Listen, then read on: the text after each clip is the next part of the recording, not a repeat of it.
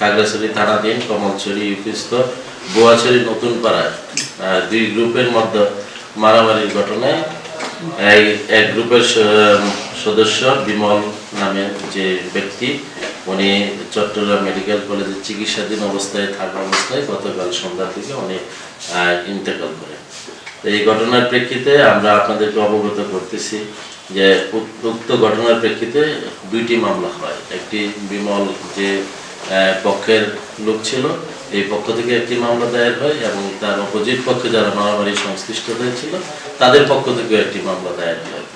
তো বিমল যে পক্ষের ভিকটিম, ওই পক্ষ থেকে আমরা যে মামলাটি হয় ওই মামলায় আমরা দুইজন সদস্যকে গ্রেপ্তার করতে সক্ষম হয়েছি।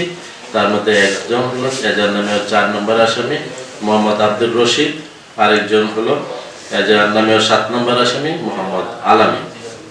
এই দুজনকে আমরা গ্রেপ্তার করে আদালতে প্রেরণ করেছি। বাকি যে আসামিরা আছে তাদের বিষয়ে যাচাই বাছাই চলছে এবং তাদেরকে গ্রেপ্তারের জন্য আমাদের এখানে আপনারা দেখতেছেন সদর সার্কেল উপস্থিত আছে। সদর সার্কেলের নেতৃত্বে সদর থানার অফিসার ইনচার্জ সহ সবার নেতৃত্বে টিম করে দেওয়া আছে।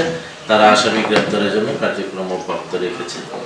এবং অপর যে মামলা, ওই মামলায় আপনারা কত অবগত আছেন, ওই মামলায় 3 জন আসামি স্বেচ্ছায় আদালতে হাজিরা দিয়ে তারা জামিনে আছেন বর্তমানে।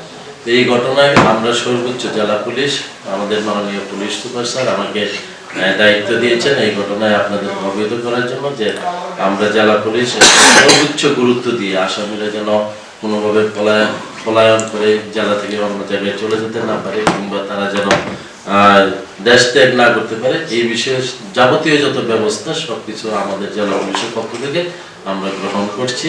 পাশাপাশি আপনাদেরও সহযোগিতা চাব, আমরা যেন মামলার আসামি যারা আছে তাদেরকে গ্রেপ্তার করে যেন আদালতে সুপর্দ করতে পারি এবং আইনের শাসন যেন প্রতিষ্ঠিত হয়।